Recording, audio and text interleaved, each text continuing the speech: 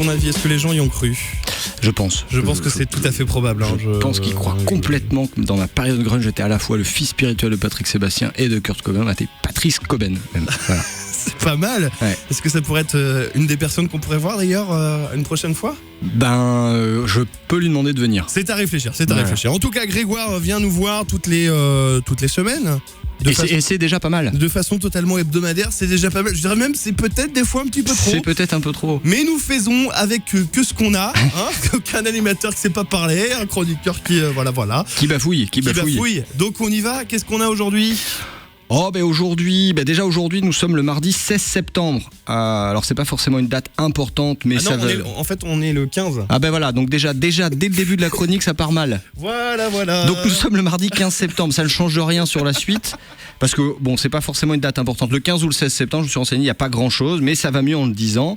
Alors j'ai bien conscience que je ne vous apprends rien, surtout quand il est 18h15, on a bien conscience qu'on est le 15, à part moi qui pensais qu'on était le 16.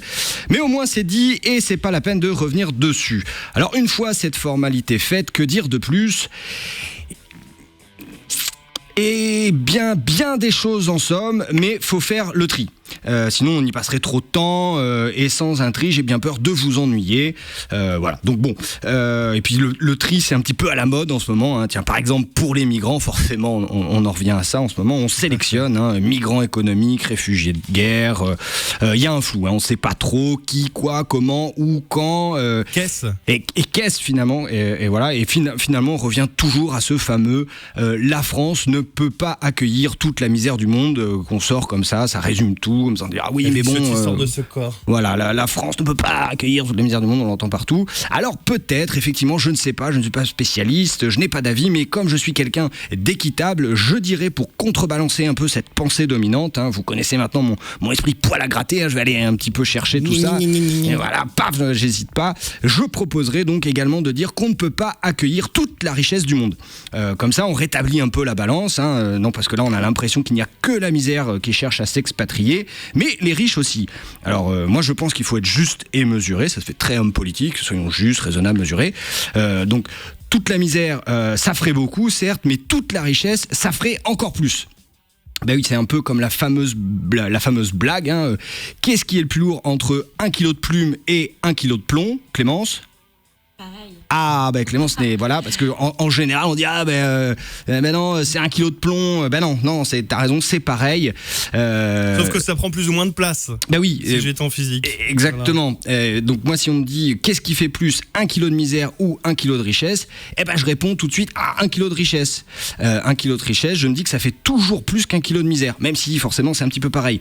Quoique la misère va prendre un peu plus de place. Déjà parce qu'il y a beaucoup plus de pauvres que de riches, et donc il faudrait beaucoup plus de misère pour faire 1 kilo que de richesse. Et donc je me dis que 1 kilo de richesse, ça fait plus que 1 kilo de misère, même s'il en faut moins pour faire 1 kilo. Et là, je ne sais pas si vous me suivez, mais vous pouvez réécouter ça et à tête reposée. Donc, pour en revenir à cette fameuse phrase, on ne peut pas accueillir toute la misère du monde. Moi, je compléterai par « mais on ne peut pas non plus accueillir toute la richesse du monde ». Comme ça, c'est plus équilibré, c'est plus juste, et ça envoie un signal fort aux riches aussi. C'est pas la peine de venir, c'est complet. Comme ça, tout le monde est sur un pied d'égalité. Alors, une fois qu'on a dit ça, qu'est-ce qu'on a dit ? Pas grand-chose. Alors c'est sûr, c'est plus facile de dire « Coucou, c'est moi, j'arrive et j'achète un hôtel rue de la Paix » que « Salut, j'arrive et je vais mettre ma tente, vous inquiétez pas, là dans un coin sous le périph'. » Bon, déjà, quelle idée de s'installer sous le périph', et en plus sous une tente alors que l'hiver approche, et que pour des enfants, c'est quand même pas idéal. En plus, le long du périph', lâche l'affaire mon pote, c'est déjà pris par les Roms et les SDF. C'est marrant quand même cette tendance qu'a la misère à s'agglutiner au même endroit, comme ça.